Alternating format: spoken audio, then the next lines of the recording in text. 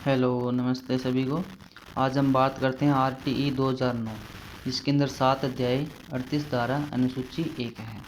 धारा एक में संक्षिप्त नाम, इसको याद रखना। धारा 1 से यानी कि 1 अप्रैल 2010 को लागू हुई। धारा 2 से यानी कि परिभाषा 2।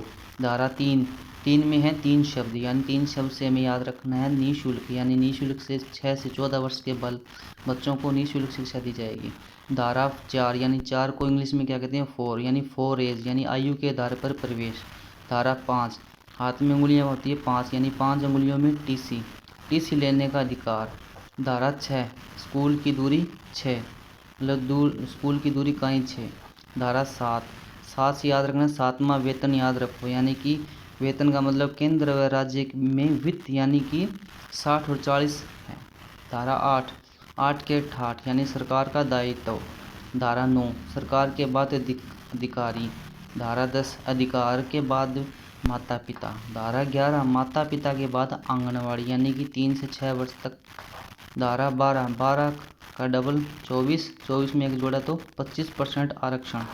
धारा 13 को कैसे याद रखेंगे, 13 नंबरी बच्चों का प्रवेश 10% जुर्माना, यानी डोनेशन शुल्क नहीं लेंगे। धारा 14 जन्म प्रमाण पत्र न होने पर प्रवेश से नहीं रोकेंगे। धारा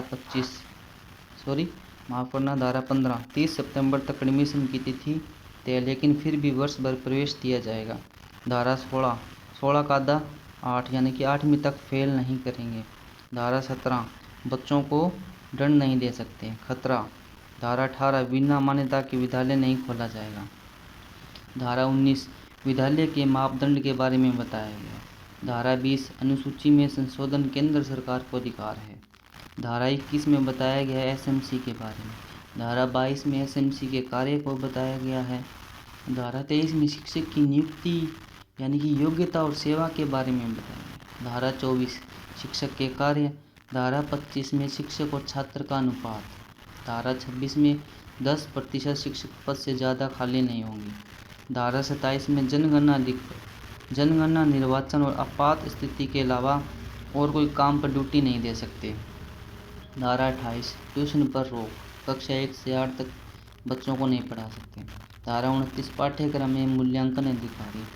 धारा 30 8वीं उत्तीर्ण करने पर प्रमाण पत्र। धारा 31 बाल अधिकारों की मॉनिटरिंग। धारा 32 में कहा गया बालक शिकायत निवारण। धारा 33 राष्ट्रीय केंद्र सलाहकार परिषद। धारा 34 राज्य सलाहकार परिषद। धारा 35 में बताया गया निर्देश जारी करना। धारा 36 में जुर्माना लगाने से पूर्व अधिकारी से पूछो। धारा 37 में है SMC सरकार के खिलाफ कोई वाद दायर नहीं कर सकती।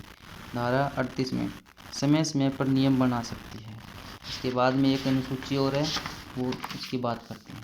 अनुसूची कक्षा 1 से 5 तक बालक और शिक्षक। देखो 60 तक बालक हैं तो 2 शिक्षक होंगे, 61 से 90 हैं तो 3 शिक्षक होंगे, 91 से 120 है तो 4, 121 से 200 के मध्य है तो 5 शिक्षक होंगे।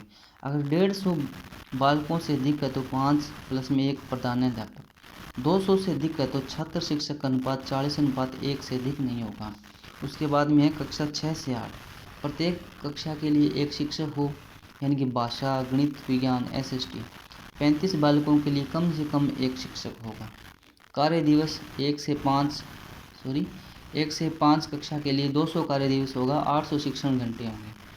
कक्षा 6 से 8 के लिए 220 का कार्य दिवस होगा और 1000 शिक्षण घंटे होंगे।